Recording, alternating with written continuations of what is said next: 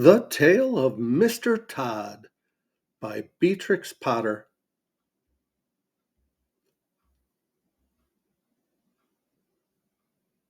Hmm, Mr. Tod must be a fox, huh? I have made many books about well-behaved people. Now, for a change, I am going to make a story about two disagreeable people called Tommy Brock and Mr. Tod. Nobody could call Mr. Tod nice. The rabbits could not bear him. They could smell him half a mile off. He was of a wandering habit, and he had foxy whiskers. They never knew where he would be next. One day he was living in a stick house in the coppice, causing terror to the family of old Mr. Benjamin Bouncer. Next day he moved into a pollard willow near the lake, frightening the wild ducks and the water rats.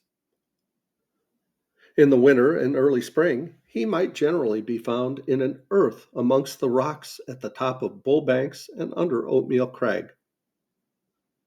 He had half a dozen houses, but he was seldom at home. The houses were not always empty when Mr. Tod moved out, because sometimes Tommy Brock moved in without asking leave. Tommy Brock was a short, bristly, fat, waddling person with a grin. He grinned all over his face. He was not nice in his habits. He ate wasp nests and frogs and worms, and he waddled about by moonlight, digging things up. His clothes were very dirty, and as he slept in the daytime, he always went to bed in his boots. And the bed which he went to bed in was generally Mr. Tod's.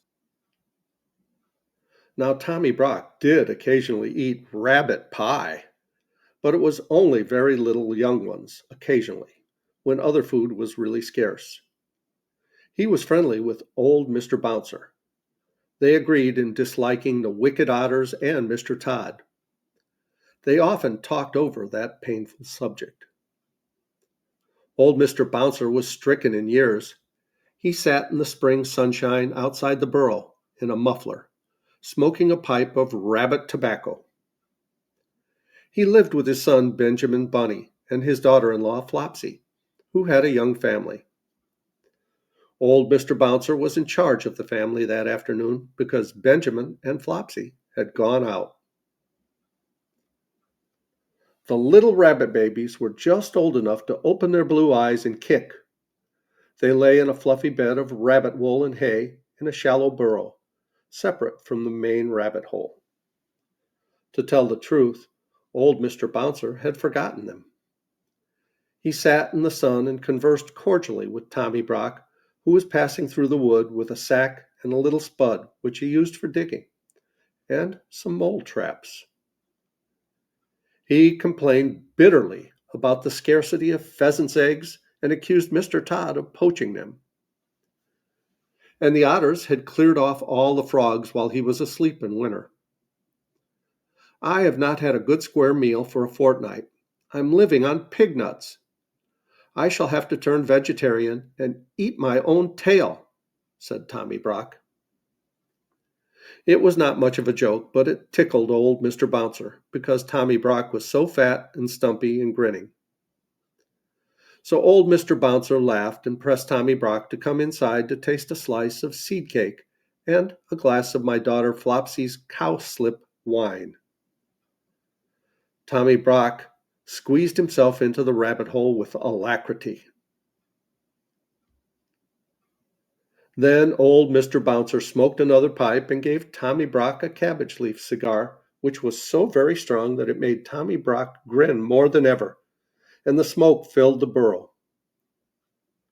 Old Mr. Bouncer coughed and laughed, and Tommy Brock puffed and grinned.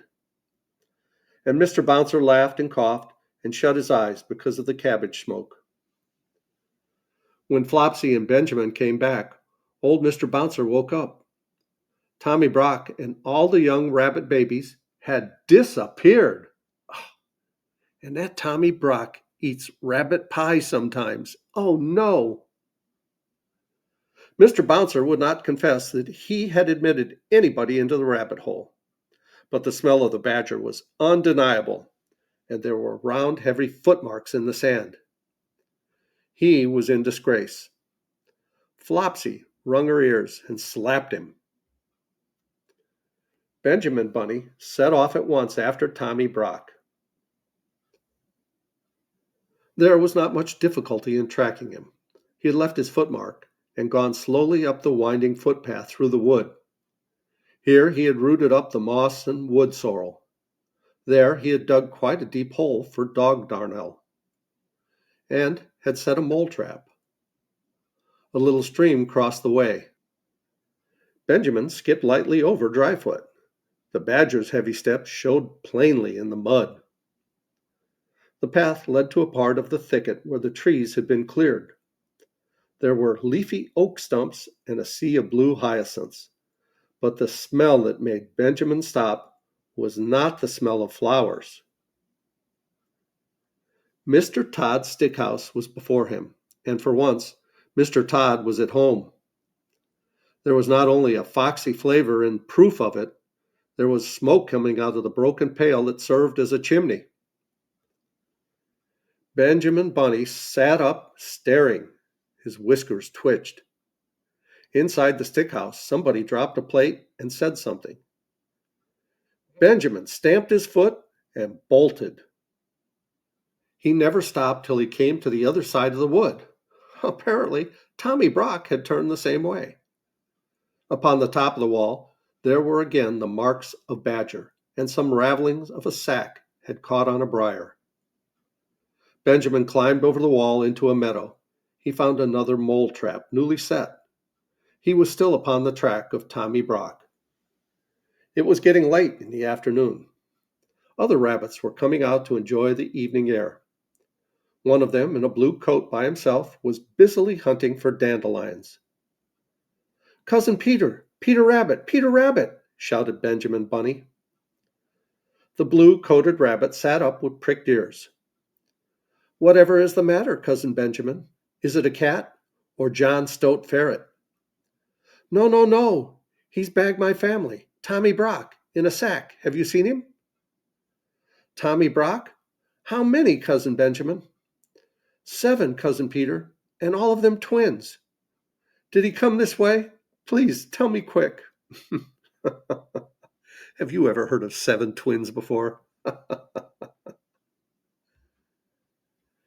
Yes, yes, not 10 minutes since. He said they were caterpillars. I did think they were kicking rather hard for caterpillars. Which way? Which way has he gone, Cousin Peter?" "He had a sack with something live in it. I watched him set a mole trap. Let me use my mind, Cousin Benjamin. Tell me from the beginning." So Benjamin did so. And we're going to pause here, and we'll continue with this story in the next video. I hope you like it. I love you guys. As Tigger says, ta-ta for now.